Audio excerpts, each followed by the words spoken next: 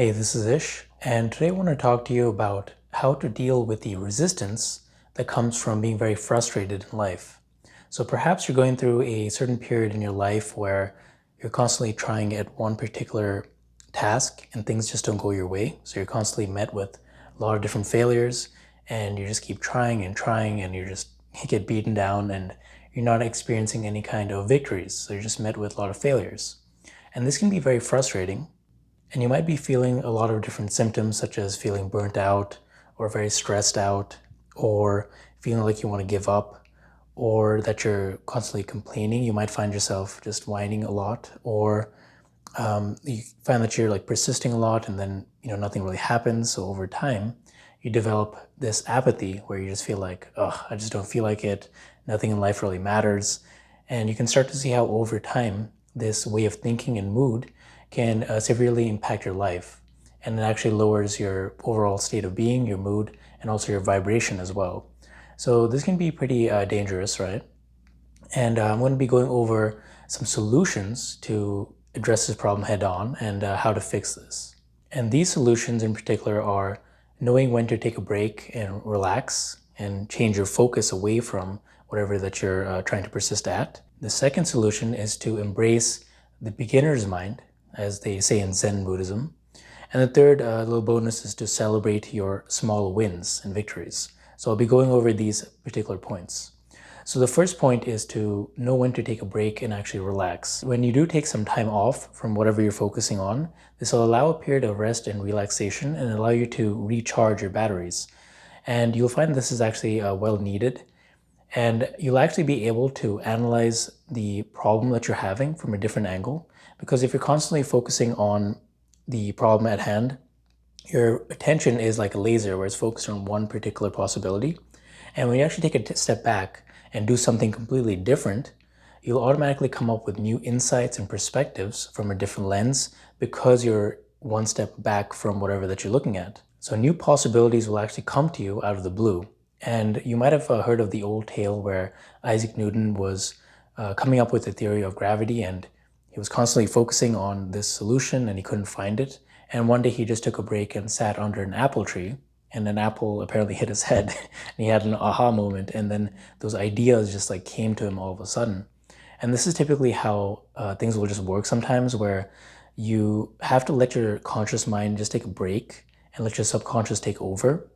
And your subconscious mind kind of runs on the background, so it'll pick up different things and sensations from the environment, different impressions, but it does take some time of like reflection for it to emerge. So if you're constantly using your thinking mind and trying to come up with solutions, it will do you more harm sometimes. So you actually do need to take a step back and receive things. And this is often done pretty well when you relax and recharge. And taking a break is very essential because you'll notice that in life, there are different seasons and different cycles of life.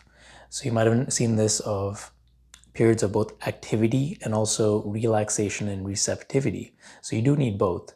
I mean, you might have noticed this in the seasons where you have hotter seasons that eventually transition into colder seasons, and then, vice versa, where it loops back again. Or you are awake right now, watching this, and then eventually at night you'll go to sleep, and that's a period of rest.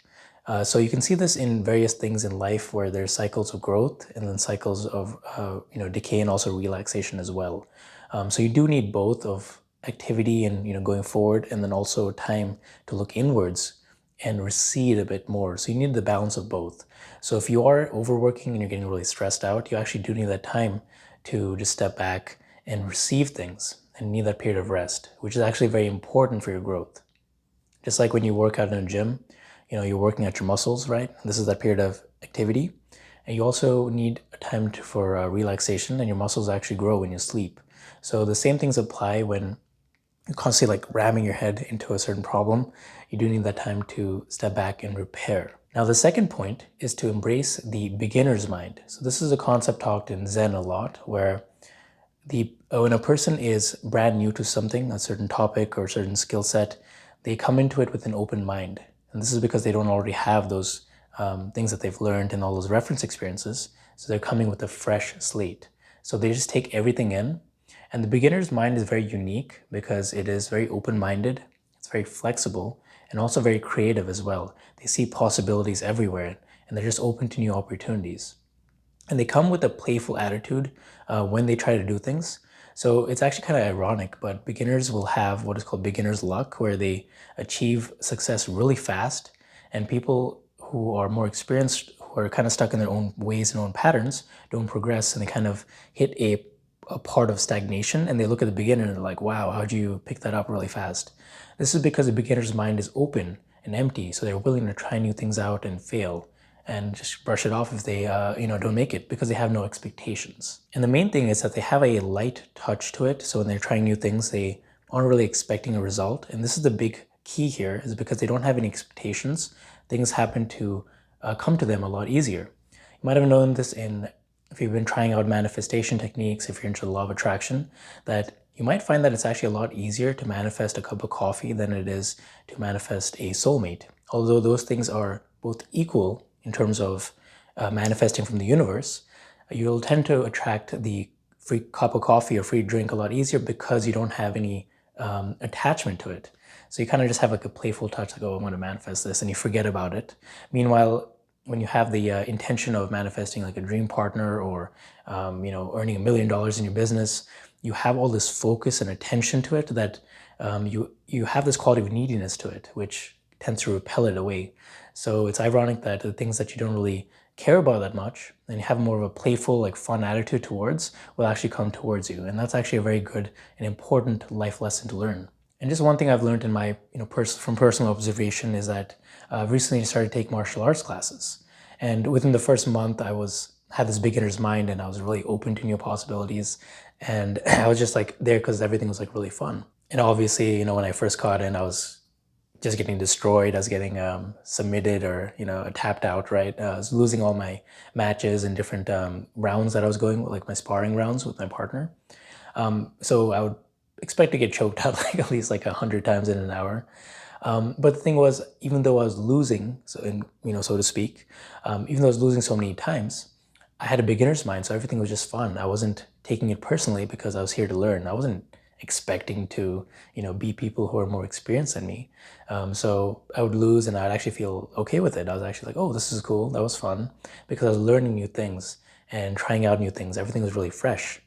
Now, fast forward a few months later, and obviously I'm still new, but if I do get defeated by someone who is, their first day there, or third day there, I'll notice myself kind of looking back and being like, oh, I shouldn't have lost. And I have this expectation. So I start to get a little bit frustrated, because in my head, I've now narrowed my mind down. I've kind of get into that state of constrictedness rather than having an open mind. So I've lost that beginner's mind just for that instance. And that's actually a great reminder for me to lower my expectations and come in with a clearer slate and actually think of everything as fun and like learning opportunities. So that's actually a great lesson to learn, a great life lesson, where if you notice certain areas that you're getting frustrated, like a certain skill or thing that you're working on and it's just not coming to you, that's a sign to just take a step back, have an open mind, and have that beginner's mind where everything is just new and fun for you. So you need to find a way to tap into that. And this is great to be paired with taking a break, because when you take a break, you will ease your mind off that subject. And when you come back to it, there's a certain freshness associated with it. So you can just certainly combine that. But then also you can have that more of that playful and flexible approach where everything is just fun. So if you approach different subjects as fun, you'll definitely find yourself learning more and ironically getting more success, even though you're not actively looking for success. Now, the third little bonus to get yourself to experience some victories and actually have fun with the whole process is to celebrate small wins, small victories. So instead of having a goal of running 3 miles every single day and being frustrated that you don't get it or that you're too lazy to go to the gym, why not make it super easy for yourself? So why not have the goal of just walking half a mile? And if that's something that's easier for you, you can ensure that you do it every single day, and you'll actually celebrate yourself after walking just half a mile every single day. And you'll find that what happens is that the momentum of congratulating yourself over something that is a smaller goal for you will build momentum over time, and that'll actually increase your confidence. So when we think of confidence, we often think of just walking with a straight back and walking with a swagger or something different, although that is part of it or can help towards it. Confidence also comes from doing the things that you want to do or saying that you're going to do and actually achieve it. And it's actually proving yourself that you can do whatever it is that you're setting yourself out to do. And if you're coming from a perspective of not achieving the things that you want to do, and that's probably why you're watching this, that you're frustrated with not achieving certain things, why not change your focus and do things that you can actually do? So this can be done by setting the goal or bar of threshold a lot smaller and just knocking that out of the park every single time and every single day. And you'll actually find that when the momentum builds, this will actually increase what is called the winner effect, and that actually changes your brain neurotransmitters, increases your testosterone levels and lowers your stress levels of cortisol, and that'll actually allow you to take more risks and push yourself a bit harder and faster, and you'll actually accomplish more. So it's funny how that works. By lowering your success, standard of success, and achieving that every single time, you'll build that momentum where you can now be on this upward cycle where you're just crushing your goals and going upwards in life. And isn't that what we want ultimately, right? So this is a great thing to do. And a great book that I've mentioned on my channel a few times is the Mini Habits book. I think the author's name is Stephen Guise. And that's on Amazon and I think Kindle and Audible as well. So you can check that out where he breaks that down. And also another book is The Winner Effect as well. I forget the author right now, but I'll link it in the comments. And with these qualities, you can again build that confidence over time of proven success. So just as a recap of this whole talk, if you are feeling frustrated in life, you're trying something and it's just not working for you, it's just not happening, there's a couple things you can do, and that is, again, taking a break. Just don't even think about that subject. Relax and focus on other things. And then that way you'll come back with a fresh mindset. And with that fresh mindset, you can adopt what is called the beginner's mind, where you just take everything as it comes, be more flexible, and don't be so rigid in your concepts. Let everything just come to you as a fresh slate. And then when you do that, you want to be celebrating smaller victories. So just lower the threshold of success and make sure that you accomplish that every single time. And this will build a track record in your brain of success and confidence. And you'll actually improve your confidence and state of being. And what will happen is that instead of going in a downwards circle and spiral where you're feeling apathetic and frustrated in life, you instead go up and you feel optimistic and energized. So I hope this talk helps, and let me know if you have any suggestions for future talks and you'd like to hear more about this. Thank you.